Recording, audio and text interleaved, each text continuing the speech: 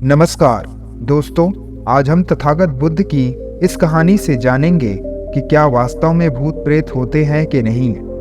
तथागत बुद्ध की शिक्षाएं न केवल ज्ञानवर्धक होती है बल्कि जीवन की गहराइयों को भी छूती है। उनकी एक महत्वपूर्ण कहानी है जो शमशान और भूतों के भय से संबंधित है।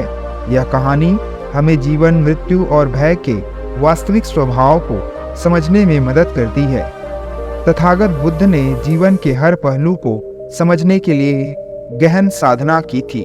उन्होंने अपने राजमहल के भौतिक सुख सुविधाओं का त्याग कर आत्मज्ञान की तलाश में निकल पड़े थे।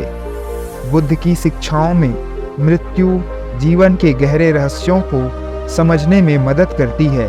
इस संदर्भ में एक घटना का जिक्र करना होगा कि एक बार बुद्ध एक गांव में प्रवास कर रहे थे। गांव के लोग बहुत चिंतित थे। उन्हें लगता था कि शमशान में भूत प्रेत हैं जो रात में निकलते हैं, और यह भय इतना बढ़ गया था कि लोग रात में घर से बाहर निकलना ही छोड़ दिए थे। गांव के लोग अपनी सांस्कृतिक मान्यताओं के अनुसार यह मानते थे कि शमशान में भूत प्रेत होते हैं और उनका डर उनके जीवन पर भारी पड़ रहा था। गांव के मुखिया ने बुद्ध से अनुरोध किया कि हे तथागत, कृपया हमारे इस भय को समाप्त करने में हमारी सहायता करें। तब बुद्ध ने सोचा कि इस डर का कारण केवल अज्ञानता है। उन्होंने अपने शिष्यों को बुलाया और कहा, हम सबको शमशान चलना चाहिए और हमें वहां जाकर इस भय का सामना करना होगा। शिष्यों ने कुछ चिंतित होकर पूछा, भगवान, क्या हमें सच में वहां जाना चाहिए? वहां तो भूत होते होंगे। तब बुद्ध ने कहा, भूतों का भय केवल हमारी मानसिकता है।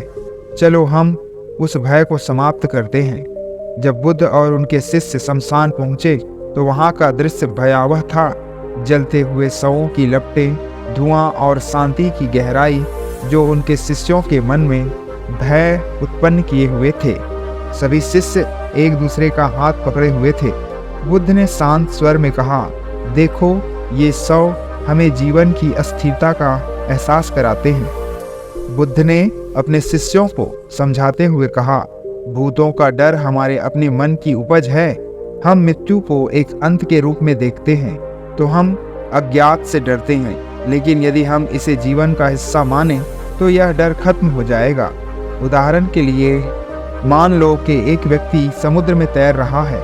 यदि वह गहराई से डरता है तो वह तैरने में असफल होगा। यदि वह अपने डर को समझता है और तैराकी में विश्वास रखता है तो वह आसानी से तैर सकता है। बुद्ध ने कहा, इसलिए हमें ध्यान और साधना के माध्यम से अपने डर को पार करना होगा। यदि मन में शांति है तो भूतों का भय निराधार है। बुद्ध ने उन्हें समझाया कि भूतों का अस्तित्व केवल हमारी मानसिकता पर निर्भर करता है। जब हम भय को समझते हैं और स्वीकार करते हैं तो वह हमारे लिए निराधार हो जाता है। शांति और ज्ञान की प्राप्ति से हम अपने भीतर की शक्ति को पहचानते हैं। इस प्रकार बुद्ध ने स्पष्ट किया कि शमशान में भूत प्रेत होते हैं या नहीं, यह हमारी सोच पर निर्भर करता है। जब हम मृत्यु को स्वीकार करते हैं तब हम अपने भीतर की शांति को पा सकते हैं। भूतों का डर केवल एक भ्रम है जो हमारे मन की उपज है।